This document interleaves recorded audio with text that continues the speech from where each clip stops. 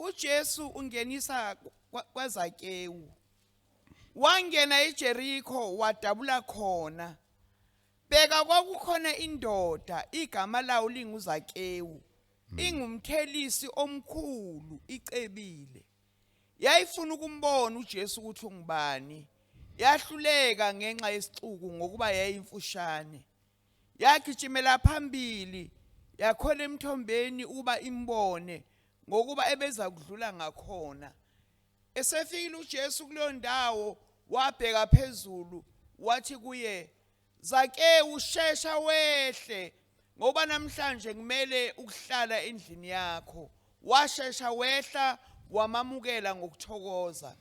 Kuthe bekubona bakhonona bonke bathi uye kongenisa kwandoda eyisoni.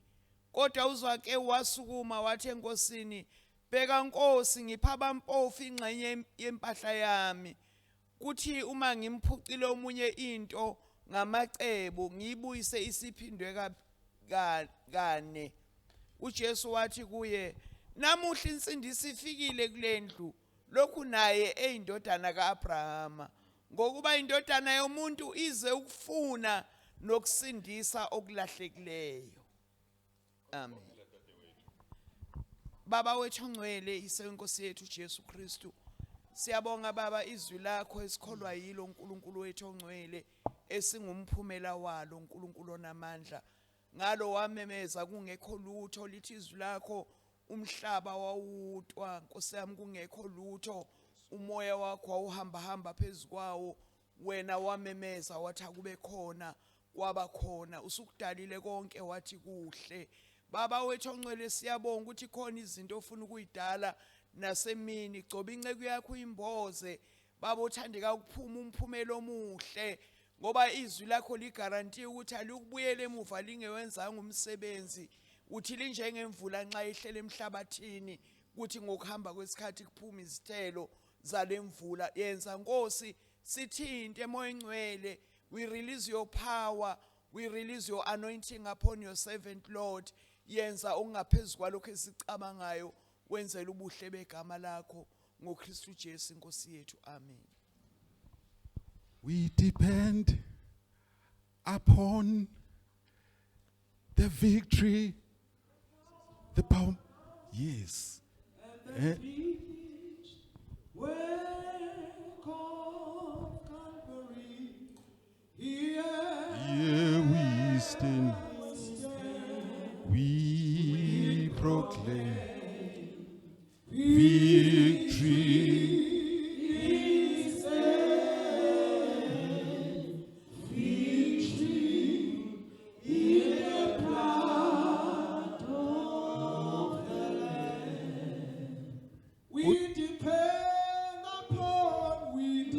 Depend upon the power from above and unfinished work on Calvary. Here we stand, we proclaim victory in His name, victory.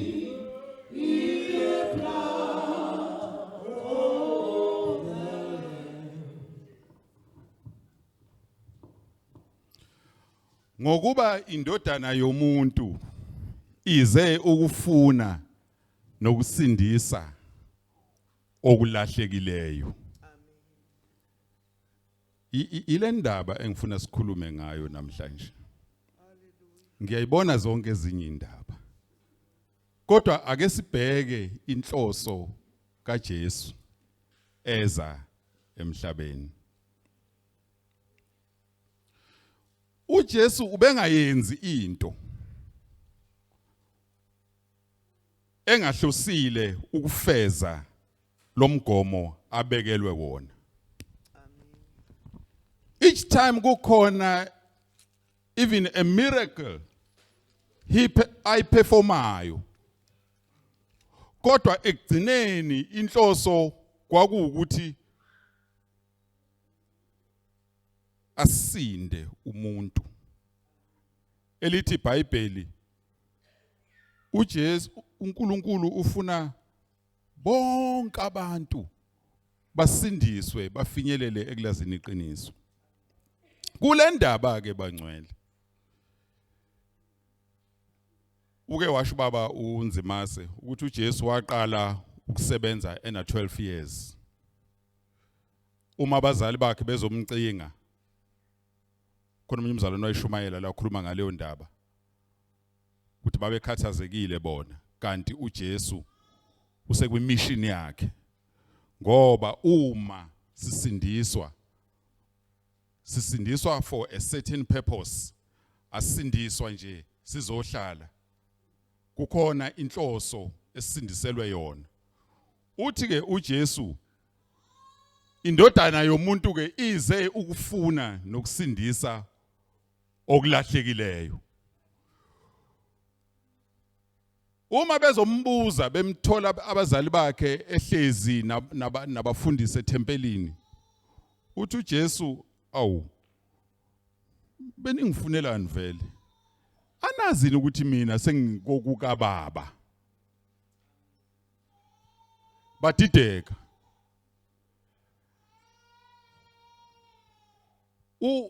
uJesu imiracle yakhe yokuqala la kwaphenduka amanzi aba yiwayini. Umama wakhe efika ethi hey abasenali iwayini umshado nosekhana, uthi hawu we mame ungene ngani ngokwami wena? Uyayibona impendulo enjalo kwindodana yakho, ungene ngani ngokwami? uMaria ngokuunderstand ukuthi uJesu kwimission akaphendulananga noJesu, uthi hey nayi kuphi akushoyo anovele nikwenze. Nangempela kwaba kanjalo. Kule ndaba esifunda kuyona ke bangcwele sithola uZakewu, niyayazi indaba. Le ndoda yayiqoqa intela, kusho ukuthi uma ngakhuluma ngokolimi lwakithi lokwa education yaba ngathi yaqala nje yafundisa mama uSithenjwa, yafundisa nje kwanyuka zanyuka imendlela yaba yi departmental head. Kwanyuka ngazi ke noma kodwa esikutholayo ukuthi iyona eyayisiwu chief finance officer. Njomani, haleluya, ayisiphethe isikhundla sakho le ndoda. Ababeqoqa babeza kuyo, yona yayisibhekela ababaqoqayo, yayaziwa nje. NgokwakwaJuda ke ama tax collectors ayezondwa because babe nobuqhophololo kakhulu. There was a lot of corruption ababeyidlala uma beqoqa imali. Babekwazi ukuthi bafune u20 bese bethi ngaphezulu u30 abawufunayo. Kunani bayiphinde kabili. So babeqoqela ke umbuso wangaleso sikhathi wamaRoma okuyiwona owawuphethe. Wawunamandla umbuso wamaRoma. That is why kwakukhona uPilato nje wayimela umbuso wamaRoma ngesikhathi sika Jesu.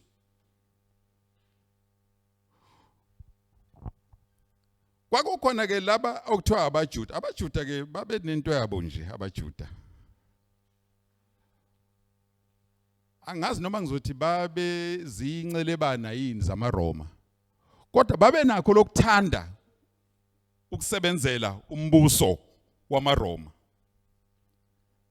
Ukhona umbuso wakubo wakwaIsrael, kodwa ifocus yabo yayisembusweni wamaRoma kakhulu. Kwakuba khona ke lokushayisana ke kwakuba khona.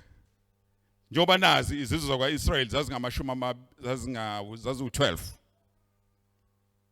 kodwa lesi sakwaJuda sasinale tendency yokuthi abaJuda bathanda ukusebenza babe bahle kumaRoma.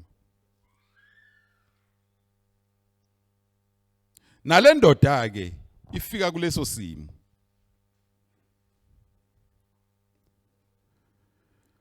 Engifuna sikubuke la. Uzakewu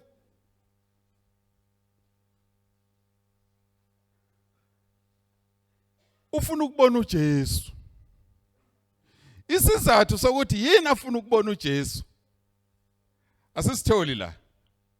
Ake ngicabange nje sami bazalwane ukuthi nje mhlambe kungenzeka. Uzake ufuna ukubona uJesu hayi ngoba efuna ukuphenduka. Njengoba eqoqa imali nje uZakewu kwaIsrael kwakunomkhuba wokuthi umuntu ocrippled ongakwazi ukuhamba wayengathexwa. Umuntu ongaboni wayengathexwa. Kwakukhona iexemption kwaIsrael uma kukhona any kind of deformity. Now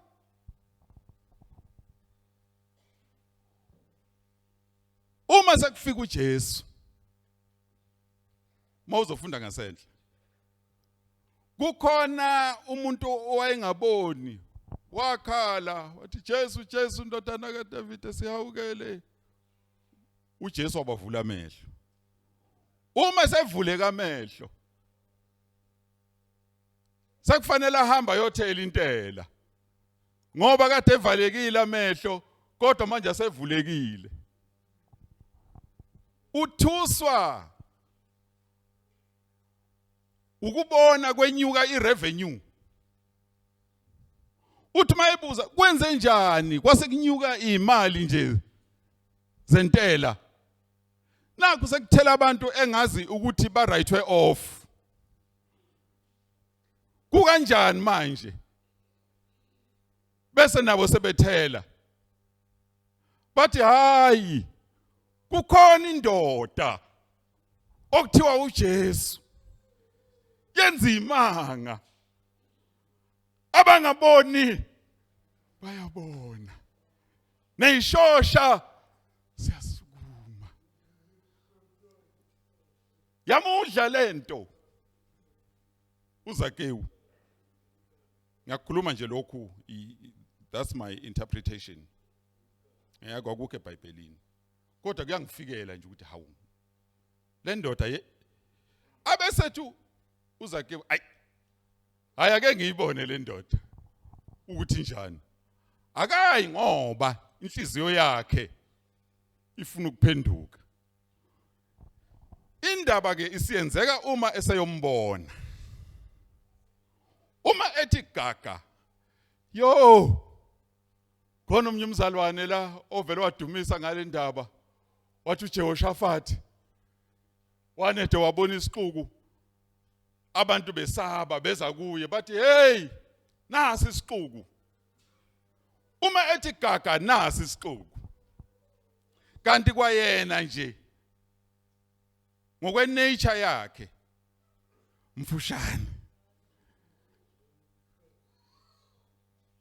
Angazi noma wayezalwe mfushane noma kwaba yilokhu kuntshontsha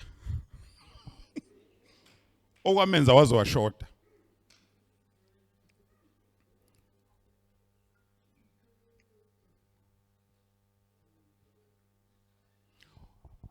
Yazi bazalwane zikhona izinto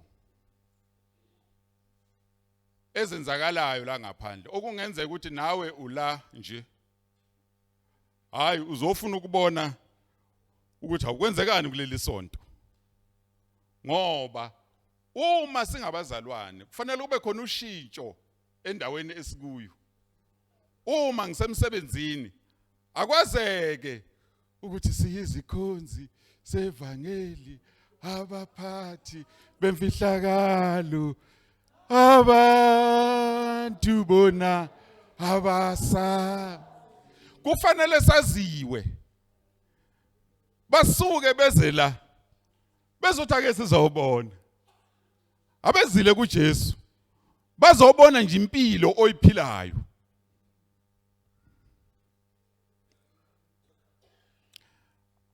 kodwa wathi mayefika wathola kukhona isixuku hawu madoda lesi sixuku siyamlandela uJesu ngisola ukuthi abanye abamlandelayo babelandela nje kodwa bengakaze bambone uJesu bayamlandela ngoba washintsha amanzi abayiwayini bayamlandela ngoba wabasuthisa ngezinkwa badla basutha sebeyamlandela ke nje ngoba babona kunama benefits la esontweni uma ngijoyina leli sonto nokho lihlelekile kukhona kungenzeka ukuthi uyalandela nje ngoba isonto lihlelekile sinenkingi isixuku yamhlupha lento ukuthi angimboni uJesu ake ngishintshe iposition ngoba ukuze umbone uJesu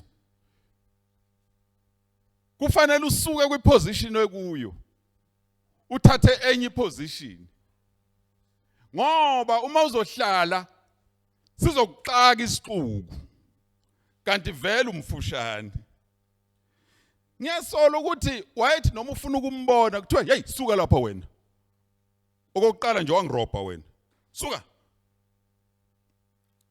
ngoba isixuku siyakhahlelana isixuku singakhahlela ufuna ukumbona uJesu sikukhahlele uphume esontweni ungambonanga uJesu ngenxa yesixuku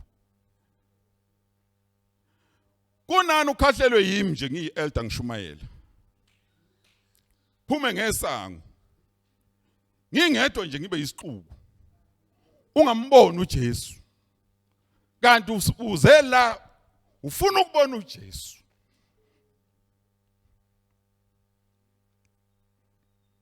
seyinkinga abazalwane isixuku kubiza ukuthi ke sadlule kuso noma ngabe uyabona ukuthi unenhliziyo encane uza kuJesu athi umhlabeleli akukho uJesu angeke kulungise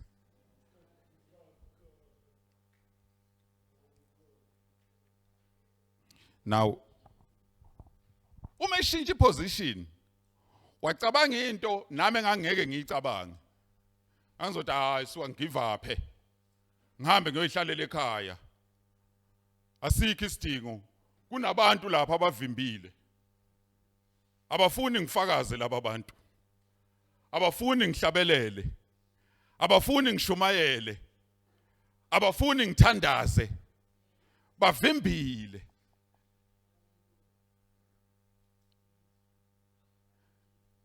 change position change position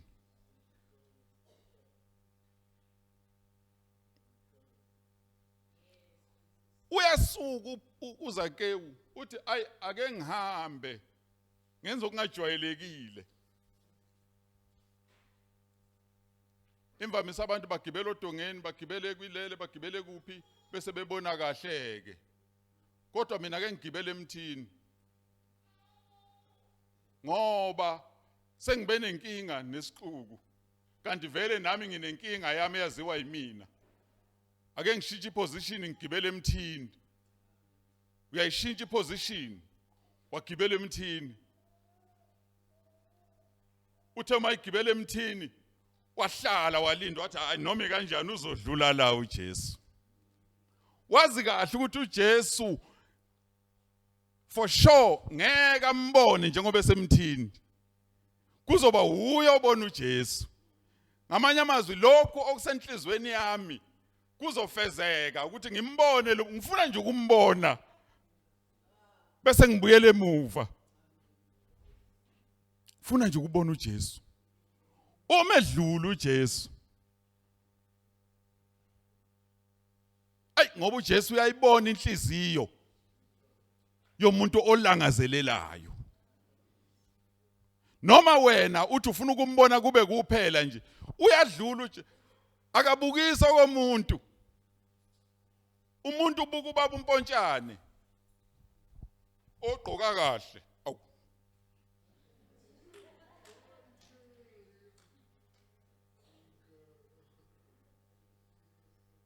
Xolisa abangcwele. Ngenza nje isibonelo. Ngabafowethu engibukela kubo ukugqoka la esinkonzweni. Shawu nkosami nami ngisize ngigqoke njengabo. Praise the Lord. Ha! Kule nkonzo kwahamba umunye umzalwane wathi hey ngeke ngiloku bayagqoka abazalwane bale nkonzo le. Hayi mzalwane. Akugqokwa. Moyo oyingcwele nje okusizayo. Kubonakala ucwebezela. Kube sengathi ugqokile. Kanti moyo oyingcwele osenzela umusa. Uma uJesu edlula, Nkosi yami wabheka phezulu. Wabheka phezulu kanti uvamise ukubheka phezulu mayithandaza kuNkulunkulu wakhe, kubaba wakhe. Bheka phezulu, wabheka phezulu ethandaza ensimini yaseGetsemane, wabheka phezulu, wathandaza ezokhashelwa, wathandaza. Uthena uma edlula wathi no. Lesi sihlahla lesi ilapho kuyophelela khona imishini yami. Angeke ngidlule ngingabhekanga phezulu.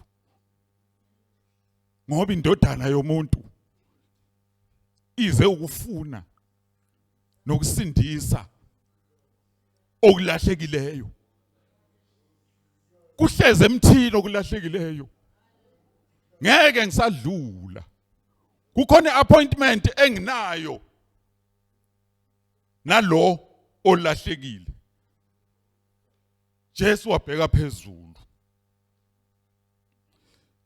Lithi iBhayibheli lami akazange akhulume uZakewu.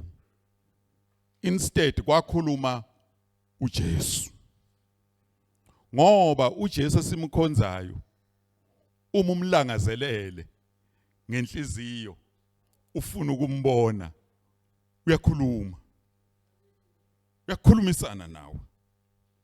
Uthi kwincwadi I think Revelation bheka ngimi ngasemnyango. Ngiyanqonoza. Uthi ehla ndoda.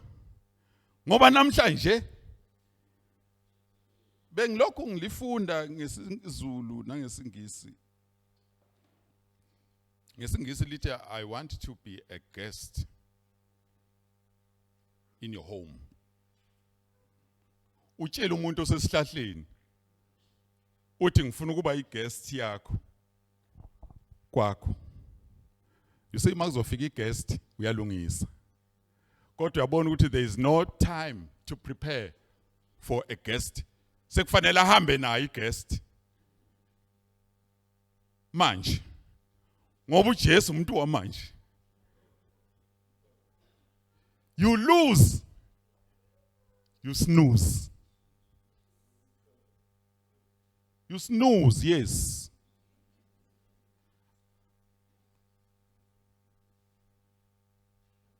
You snooze, you lose.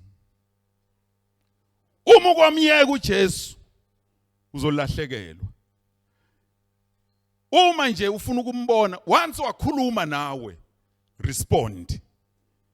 Yinye into eyenza uZakewu uJesu amamukele wa responda. Isikhathi esiningi sifuna ukuzombona uJesu ngoba sibona imangaliso zakhe azenzayo ezimaterial. Athi mayisekhuluma nathi singa respond. We need to respond to the call of the Lord.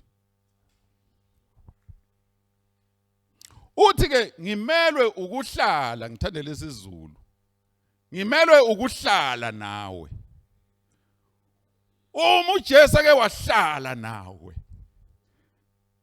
kukhona izinto ezishintshayo awubusaba njengakuqala.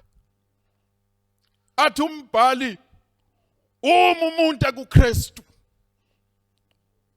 uba isidalwa esisha, okwaqala kuyedlula noma bekwazi abantu ukuthi ube unje, kodwa ngenxa kaKristu kuyadlula kokuqala, konke kwenziwe kube kusha. Hlala noJesu. Wona uJesu wake wahamba esanda kuvuka, thola abafundi bayeMawusi basohambeni ngoba wayesefile uJesu ngokwabo. Sebeyahamba ke bayeMawusi ukuthi bayokwenzani we don't know, kodwa bahamba ngesikhathi esirong sekuhlwa, ngoba bahamba la endleleni bahamba bayakhuluma abantu, bakhuluma ngokuthi hawu lo besimthembile ukuthi yena uzosikhulula esandleni samaRoma gone. Kokwenziwa njani manje? Hawu kanti uJesu uyabezwa. Banethe bathinta igama lakhe nje wasondela. Thebona wayesehambisana nabo. Hawu indaba izinto ezenikhulumayo. Uphuma pho wena. Uphuma wena ungazazi lezi ndaba ngakuphi? Kodwa uJesu besithembele kuye ukuthi yena uzosikhulula. Nasembusweni wamaRoma sikhulule. Gone. Bahambe naye exoxisana nabo baze babona ukuthi hayi lo muntu lo, bese bethi hayi nakho la siya khona, hayi salu usuhlala nathi ngoba seliyashona ilanga nokuhlwa sekufikile. Sisize Jesu. Abakazi nokuthi uJesu hlala nabo uJesu. Wahlephula isinkwa. Lithi iBhayibheli lami wathi abathi isinkwa wabonga wasihlephula. Wanede wasihlephula nje amehlo abo avuleka. Ukuhlala noJesu. Uzake uma esehleli noJesu kwaqala inkonzo yokuphenduka. Ngoba uma uke wahlala noJesu uyaphenduka. Athi umhlabeleli bonke abanethembele njalo bayayihlambulula kuye. Siphila impilo yokuphenduka. Ngoba ngokwenyama yethu siyona, kodwa siyayihlambulula usuku nosuku. Lo wayeyisoni lo. Base bephelile abantu ngalomjida lo. Kuthiwa waye rich ngenxa yokuba i-tax collector.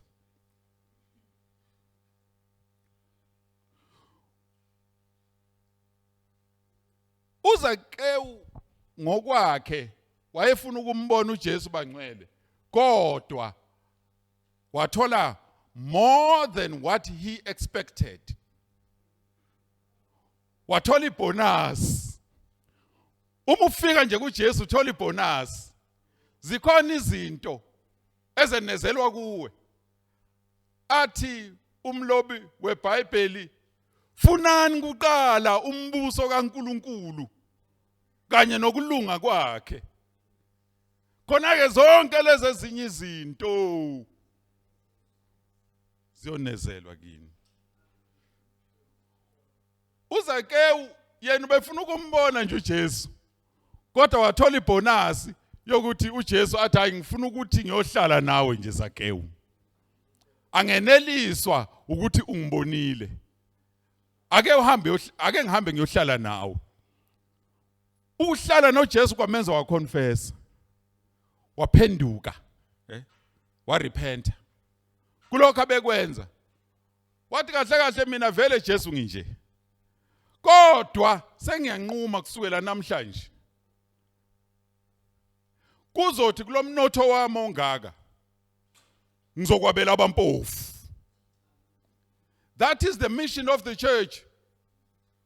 Ngoba ukukholwa okungenamsebenzi kufile. Noma singahlala sikhonze la sithi siyakholwa sikholwa inkosi uJesu. Akube nemsebenzi. Ngoba uma ingekho imisebenzi ukukholwa kwethu kufile.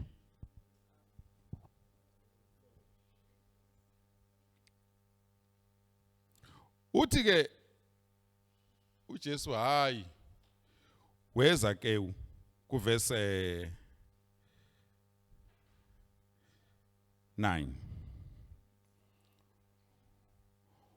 Uthi kuZakewu esephendula wathi hayi namuhla insindiso ifikile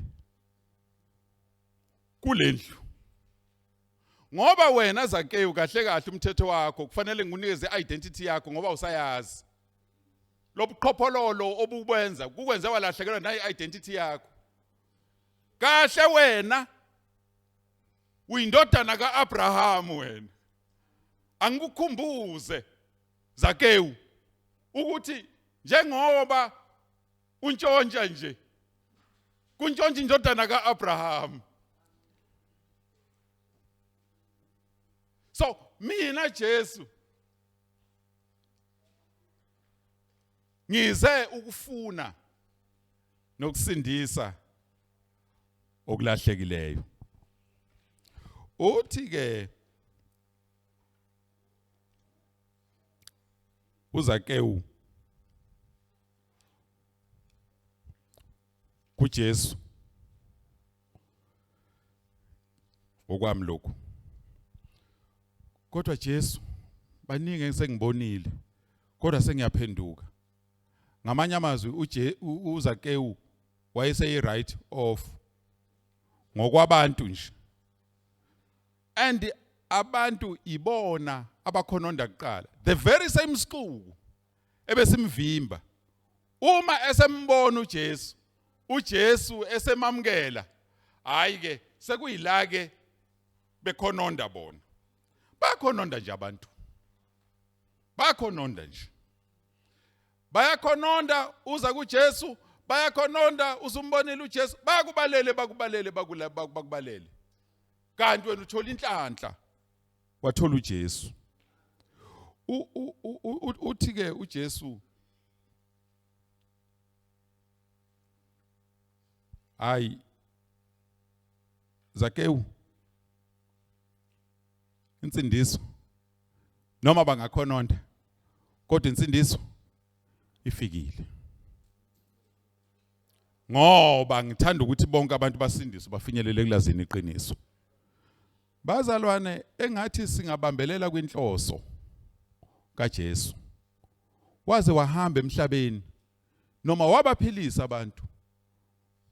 Abanye bavusa ngisho nasekufeni. Kodwa into okwakuyiyona eyifuna kwakuwukuthi basindiswe. Bafinyelele kulazini iqiniso. Bafinyelele kulazini iqiniso. Nguye uJesu osindisa abantu bakhe ezonweni zabo. Asinayo omunye ongasisiza kulezi insuku. Buphumile ububi. Kodwa sidinga uJesu. Ngeke silunge ngaphandle kaJesu. Akunge noma ekhona amanye ama programs kodwa awakhombe uJesu elenge esiphambanweni. Ama activities ayekhona kubantwana bakwaIsrael, phansi inyoka zigijima phansi. Kodwa kwathi uma iphakamiswa inyoka yethusi abayibheka basinda. Noma zazi baluma kodwa basinda. Nathi bangcwele simele ukwenze njalo. Uthi ke ku John chapter 10 verse 10. Uthi ngize uthi sela, uqala ngokuthi sela. Isela alizi kungongokweba nokubulala nokubhubhisa. Uthi kodwa mina Jesu ngize ukuthi abantu babe nokuphila. Kungabe ukuphila nje. Kuze ku overflow ukuphila. nabantu babone sihambisa kwakhe, babona ukuphila ku overflower, ngoba uJesu wethu uzosilethela ukuphila. Fika badidekile sekungcwatshiwe insuku zezu4, uyakhononda uMata kuba Jesu ubukhona, ngabe umfowethu nokuphila, ngikuvuka nokuphila, okholwa yimi noma efa yophila. Kukhona igaranti esiyiphethe yokuphila. Indaba yethu bangcwele ayipheleli la, phelela kuJesu. Okwethu ukuthi sishumayele, uke washo omunye obedumisa ukuthi kukhona imqhele ehlukahlukene. Kukhona nomqhele wokuthi sihambe sishumayele ivangeli. Uthe usazobe yakhuluma ngalo mqhele lowo. Ngathi hawu uyabona ke lowo. Khona sifuna siyibambe yonke imqhele. Kodwa khona umunye nje ungafanele ukuphuthi nje nangengozi. Ingakuphutha mhlambe emibili kodwa yenza sho ukuthi emithathu uyibambile. uMatthew, hambani ezizweni zonke nishumayele ivangeli, abasindiswayo nibabhabhathize ngameni likaYise nelendodana nelikaMoya oNgcwele. That's a great commission esinayo. Engathi uThixo ngasisiza abangcwele. Engize kukho ke uyayazi position ohleli kuyo. Njengoba ngikhuluma nje uyazazi ukuthi uhlezi kuyiphi position. Please change your position so that uJesu abe neaccess kuwe. Change your position. Mhlawumbe ngaba iposition yepride, ngaba iposition yenkani, kungaba noma yini evimba ukuthi singamboni uJesu.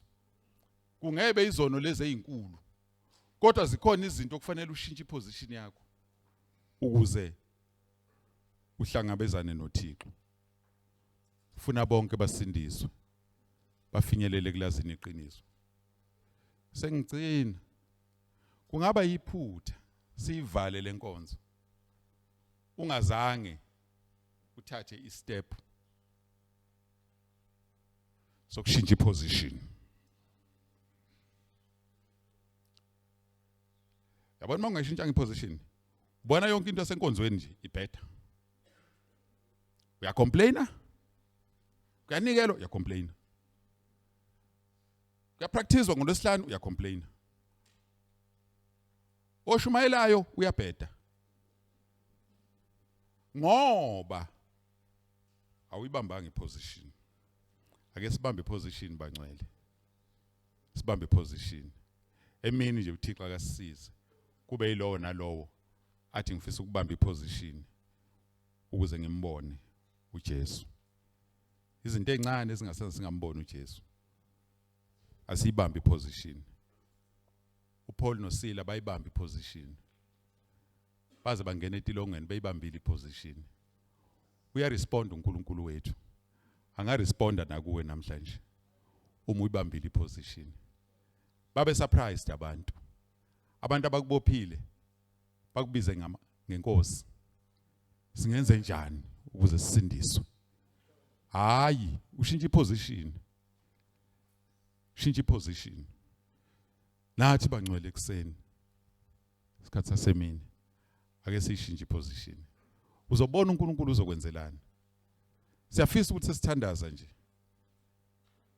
Sithandaze nabantu. Abathi inkosi emini ngifuna ukuyishintsha iposition.